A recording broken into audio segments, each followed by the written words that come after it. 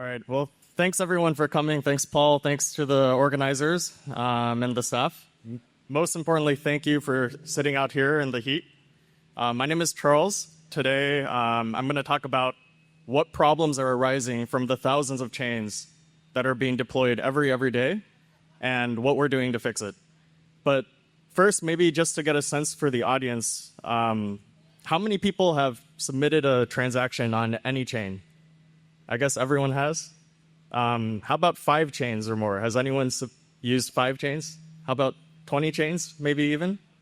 Has anyone bridged from one chain to another using a cross? Or maybe some other app? Has anyone built their own chain or deployed a chain? Okay, I see a couple. Anyways, as you all know, every day we're seeing new chains being deployed, and that is presenting many issues. There's actually 2 issues I want to talk about today. So on the left, one problem is that many of the new chains that are getting built are actually rollups. Now, rollups are actually operated essentially by a single server. That one server is responsible for deciding which transactions are included and what the ordering of those transactions is. So while the rollup sequencer cannot actually steal funds outright, it's a big problem, and I'll talk a little bit about why. The other side is that with each and every chain that's being created, bridging is actually becoming much more slow and much more expensive, right? Assets are siloed between chains. Each chain has its own assets, each chain has its own apps, and anyone who's tried to use DeFi across different chains knows what I'm talking about. Even using tools like a cross can cost quite a bit when you're thinking about making bridging transactions and how many basis points you're paying each time and how long you have to wait. So what we're doing at Espresso, we're actually trying to build a confirmation layer. We call it a confirmation layer to solve both. In fact, both of these problems are very closely tied together. Let's talk about the first problem on the left, the problem with the single sequencer and the security problem. I put hack on this slide, but it's actually not even an issue about hack. Let's say the sequencer of some rollup is compromised for some reason. Maybe it's just a dishonest sequencer. What's the worst that could happen? Well, recall that the rollup sequencer is responsible for ordering transactions. And the sequencer is basically seen as the source of truth on what transactions are included before it's settled to any base layer that the rollup uses, like Ethereum. So imagine a user deposits money into, let's say, Binance on Arbitrum 1. And now let's imagine that the Arbitrum 1 sequencer is somehow compromised or hacked.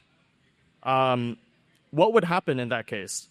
Well, Binance has credited tens of millions of dollars to the user's account, which might have been traded to some other asset and withdrawn already. And let's say the sequencer is now reverted. That's a huge problem for Binance. That's why exchanges make you wait probably, I think in Binance for Arbitrum, it's around on the order of 15 minutes before you can withdraw those assets. You might be able to trade with your deposits, but you definitely can't withdraw. And that is the fundamental problem why when you're bridging from one chain to another, you either need to pay a high fee or you need to wait a long time. Any rollup can get hacked. Now, you might trust that Arbitrum 1 is honest because it's such an established rollup, but how about a new rollup that just came out yesterday? Would you really trust that the sequencer is completely honest or not vulnerable to hack?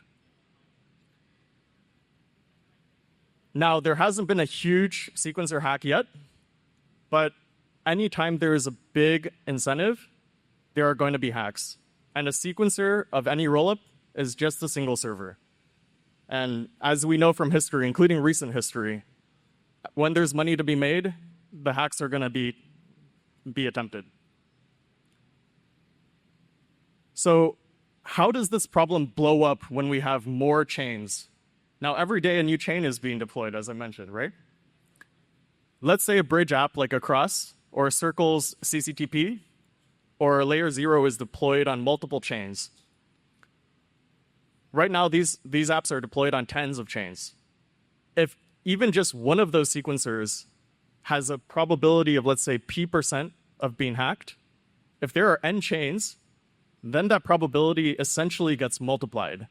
If even there's one loose link in this chain, or I should say if there's just one chain that is vulnerable, the whole system could be drained for value. So this is a critical problem. Now, let's talk about the issue that I described on the right on the first slide, composability. Now, as I mentioned, it's a very, very similar issue. The problem is that we wish to communicate between chains. The most simple example is bridging, right? We wish to move USDC on one chain, like Arbitrum, to Optimism in the most simple case. Or maybe we want to move it to Rari chain, Raribles chain, to buy an NFT. Espresso's foundation actually just announced that we're launching an NFT collection on Raribles chain, Rari chain, which is one of the first chains integrated with Espresso. But let's just imagine that. What do you require? Well, as I mentioned, when you bridge assets from one chain, let's call that the source chain, to the destination chain, the destination chain needs to know for sure that those assets are truly going to come through, that they're locked up on the source chain, and that's not going to be reverted. So what we require is we require low latency for real-time interactions, but we also require security to know that the bridging transaction is not going to be reverted. This does not just apply to chain-to-chain bridging, but as I mentioned, it applies to Web3 to Web2 interactions as well, right? Binance, for instance, or any centralized exchange is a Web2 app. It is a centralized service. But composability still really matters here. The example I gave about depositing on a rollup like Arbitrum 1 into Binance, Binance needs to wait until it's certain that that transaction is not going to be reverted before it can actually allow you to use those assets that you deposited and withdraw them. So what we essentially need is we need a way to confirm the finality of this message. We need to avoid any reversion to avoid any potential loss of funds. This applies to both Web3 and Web2. Communication, as I mentioned, needs to be both fast and reliable. So when it comes to reliability, the most important question is, what is a reasonable trust assumption? What can we actually trust? Well, I made the assertion just now that trusting a single server is just not enough, because a single server can easily be hacked. What could we possibly trust that is better than a single server, but is not as slow as Ethereum? So that's essentially what we're trying to build at Espresso. We're trying to build a confirmation layer that can confirm the finality of messages within just a few seconds. So how do we go about that? Let's talk about the challenges between communicating between chains. So let's imagine we're trying to move messages between, say, Ethereum or Polygon. These two chains use completely different consensus mechanisms. They're very different, right? Ethereum uses Gasper consensus, and many people think that, oh, the block time in Ethereum is 12 seconds. That means the transaction must be final after 12 seconds. Is that true? Actually, it's not true at all. It takes around, on average, 15 minutes for a transaction to be final on Ethereum. So let's say someone's buying your house and you've received some money on Ethereum. You should not be giving up control of the house or giving the keys to the house until 15 minutes have passed. Definitely, you don't want to wait 12 seconds because there could still be forks. The same case is for Binance or ETH deposits, as I mentioned. These are all using different rules. Now let's talk about rollups and how we can potentially improve the situation for rollups. Rollups actually have a way to communicate easily. Right now, rollups deployed on Ethereum can simply communicate through Ethereum. It's actually, many rollups have their native bridges. Now, the problem with the native bridge is that it can take hours or even days to settle through the native bridge. That's why there's solutions like Across, if you've used Across, to allow someone else to take the risk and you just pay a higher fee for Across. So there are problems with just using the native bridge with Ethereum. So what we're trying to do is you can call Espresso a sort of confirmation layer or a layer 1.5 that's sort of in between that provides both of these advantages, being fast and also being cheap and also being secure.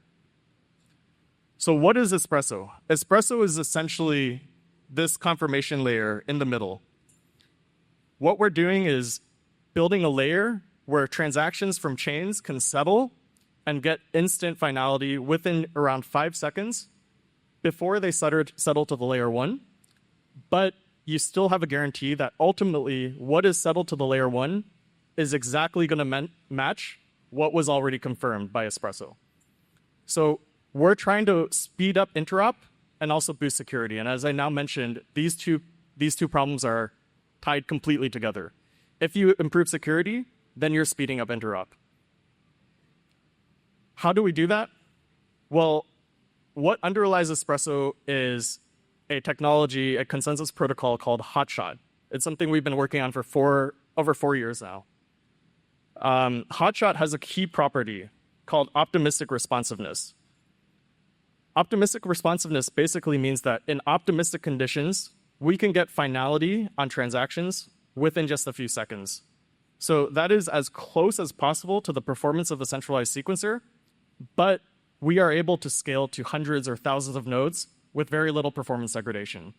Now, if anyone is familiar with the CAP theorem or computer science in the consensus field, you might actually know that it is impossible to get both optimistic responsiveness and dynamic availability. Dynamic availability is sort of the other side of the same coin. Ethereum has dynamic availability. What does that mean? That means that it's pretty much World War III resistant. If, say, 90% of the Ethereum nodes were to go down suddenly, Ethereum would still keep going. That is the benefit of Ethereum. That's why Ethereum is so neutral and so decentralized, because it has this property. But of course, it has its downsides also, right? It cannot finalize transactions within just a few seconds. So there are always trade-offs. What we are building essentially is we are trying to build a consensus protocol that can scale to the security and the size and the decentralization of the Ethereum validator set, but with completely different properties. And with techniques like restaking, we're essentially able to basically use the same physical node set of Ethereum, but provide this different property. So that's what we're targeting. As I mentioned, we're trying to, with Hotshot, we're trying to target this property, or with this tagline we call Web 2 performance with Web 3 security. So in optimistic conditions, like say when we have a CDN or we have a CDN-like network, we can have incredibly fast confirmations and extremely high throughput when the sun is shining, but it's still robust when it's raining, and certainly it does not allow any safety failures where a transaction is confirmed and then it's reverted. That's the last thing we want, because security is absolutely critical. So for Espresso, we've actually been on mainnet since November. That being said, it's a permission mainnet. It's run by around 100 nodes, run by around 22 community and institutional validators. I believe some might actually be at the conference. And we are actually transitioning to proof of stake later this year. In fact, last week, we actually upgraded our long-running testnet decaf to proof of stake, and that's looking quite nice and stable, so we're very excited for that. Let me just end up with how a rollup or a chain could potentially use Espresso. As you can see, there are a lot of configurations. The consistent thing is that Espresso provides fast confirmations to improve security and prevent reorg resistance, and prevent reorgs. So Espresso is really compatible with any execution environment, right? Any EVM, alt VM, any app-specific VM. You can use Espresso for DA. Remember, any chain provides DA. Data availability is a part of any blockchain, but of course you can use Celestia or anything else. You can keep your own sequencer if you're building a chain. That's very important to many chains, to keep the priority fees, to keep the sequencer revenue. Or you can even use Espresso as a decentralized sequencer. And you can settle to Ethereum, but you can also be a native, you can be a base rollup, you can be a Validium, you can do anything when it comes to settlement. So it's extremely flexible. Really what we're trying to do is make very fast, secure confirmations. So anyways, that's what we're working on. I hope I've illuminated this very, very critical issue with the thousands of chains that are coming up. And we're working very, very hard to solve it. So thank you for your time.